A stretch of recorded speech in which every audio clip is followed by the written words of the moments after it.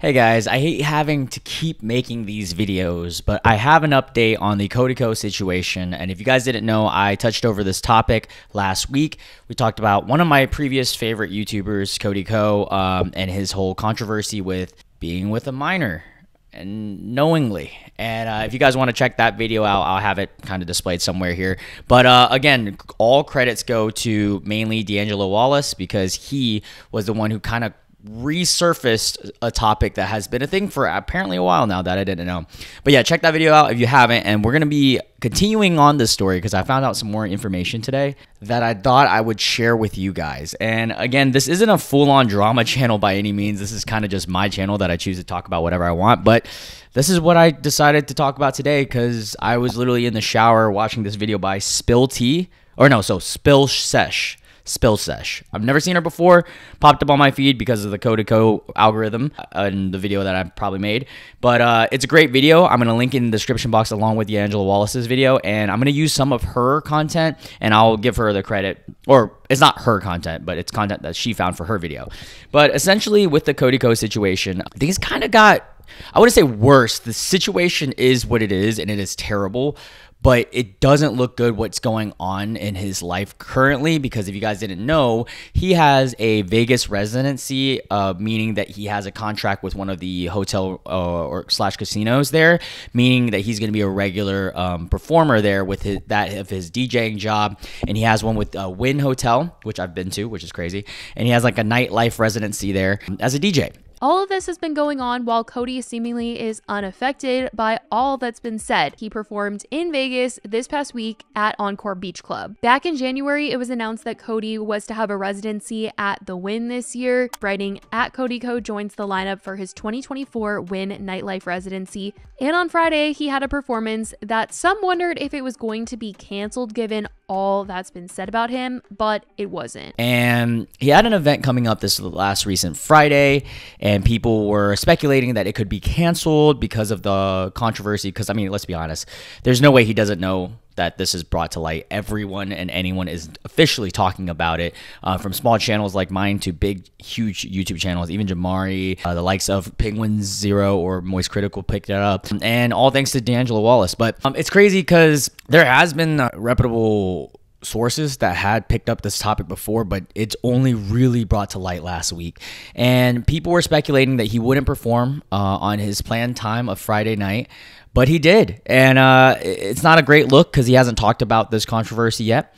But I do understand in his perspective, he has a job and he has to perform. I just don't understand why he can't speak up about it. But then there is, I believe in Spill Sesh's channel, she talked about, she brought up someone who is a professional in this kind of topic and brought to light how it was with something so troublesome in the legal avenue. Like, this is a very legal matter. It's hard to just speak up in the urgency that people want him to because of it's such a touchy legal subject. So I understand that, and after reading that, I'll kind of display it here. Actually, let me read it to you guys. She says, Ko has a lot of decisions to make about managing the growing pressure, says Karen North, a clinical professor of communications at USC Annenberg North, whose expertise lies in social media, online safety, and reputation management.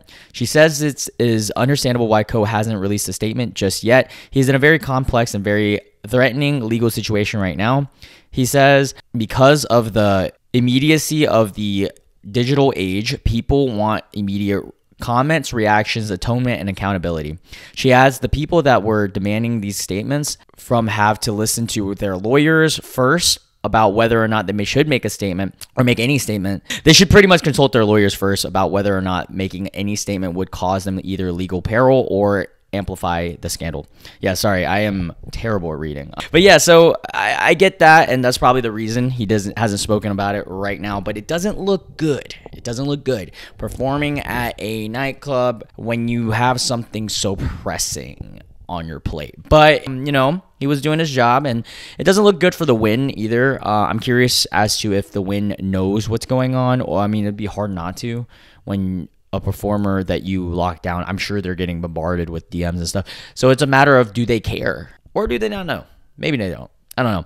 But yeah, and then another thing that was brought to light was in his act. I don't know if it was coincidental. I'm sure in his head, he already had this act planned out and in the Wynn Hotel's performance and didn't really think about it too deeply. But he had the song Sorry by Justin Bieber, and the lyrics is it too late now to say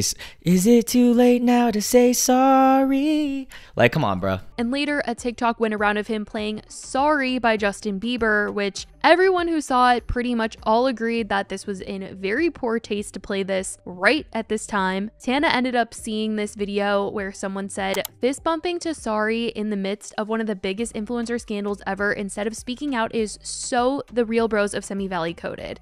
And Tana commented and said, ha ha ha, F. Come on, dude. Yeah, poor taste, poor timing. But Tana actually, you know, posted, the victim posted on TikTok about this, I believe TikTok at least. And so, yeah, doesn't look great. And on top of all this going on, whenever you're in a situation like this, being a big figurehead, being a celebrity, or being a influencer especially, people are going to dive deep into everything. I mean, think about it. Like, I'm going to give you an example. I'm not comparing the two by any means, but I'm just giving it as an example. But like the Epstein situation, as soon as that was brought to light, everyone and anyone was digging up all his dirt, all his trash, because that's just the way the world works. Negativity only spawns more negativity and digging and digging. And some of it, the negativity is needed so that we can know the degree and some validity behind the situation. And I know some people brought up some old videos of him and Tana that I'd never seen. This is like ancient videos. Like I didn't even know Cody Ko that much besides as a Viner during this period. But in these videos, they're in a hotel and, you know, it wasn't explicit that they did anything, but, you know, knowing the situation that we do know, it's like, it doesn't look too good, buddy. Some have found more footage from videos that he filmed with Tana. No, you have to let go! An 8-year-old could figure this out. Look at this thing. It's like, you destroy my tribod. If you die, do you have insurance? So amazing. I just dropped this shit so hard. How did I yell? No! Yeah, but I'd like to think it was much more manly than that, deeper. It wasn't at all. If anything, it was more like higher. a, no! I'm at the point where like I have to collab with Cody Ko. I think that's kind of the roast of it. So. I know, me too. I think we're in the same position. Damn. I'm just kidding. I'm so bitter and hurt right now. Like the second Cody walks out of this door, I'm just gonna cry, and I don't. Been a dick-nosed little since day one. Doesn't look too good. I can't even fathom, guys. And I'm bringing it back to me because I am around the age that he was when this happened. He was 25. I'm currently 26, turning 27. I cannot fathom hanging out with a 17-year-old. Period. I mean, dude, like, dude. Besides, like a relative, a family relative, but even then, like, we'll just like, hey, what's up? Like, what the fuck? Like, that's weird, man. Yeah, how do you even relate to them? What do you talk about? Like, are you still playing Legos these days? But yeah, it's a weird situation, and you know, more people are digging up some dirt. They found, I think in Spill Sesh's video, brought to light that his best friend Noel Miller, or I mean, I assume his best friend, podcast mate and longtime friend, had joked about how there was a documentary about someone who would date someone like 30 years younger than him or something, and he made a joke about how it was about Cody. Talking about one titled 30-year age gap, but our love life is hot, and Noel jokes that this is a documentary about Cody. Speaking of Cody, we got a documentary about Cody ready to go right here. Hi, Ben. Look, we'll see how far we get in on this, but we got the Cody Ko documentary right here. I know Cody and Kelsey are going to come upside my head. And sure, it was just a joke. And I mean, I make jokes about all my friends and everything, but every joke that I make has some form of validity behind it. And so Noel, my assumption, this is just assumption, is probably knows that Cody at the time had to talk to people who were younger than him. How young? I don't know. Did he know the situation? I still don't know. It's a sticky situation. And one other thing I wanted to point out, that's Spill Sesh's channel. Spill Sesh. Say that 5 times. That's just hard to sell. Spill Sesh. She points out that they had, or Cody and his wife, now wife, Kelsey, had also had a friendship with someone else that was a huge influencer at the teenage age as well, Emma Chamberlain. And they, you know, let her, quote unquote, hit her first vape and things like that. I'm gonna be hitting the Juul for the first time. Don't try this at home. Really crazy. This is nuts. Do you want to feed it to me? Baby's first Jewel. That was weird. That was good. And, you know, at the end of the day, these things independently don't look that bad.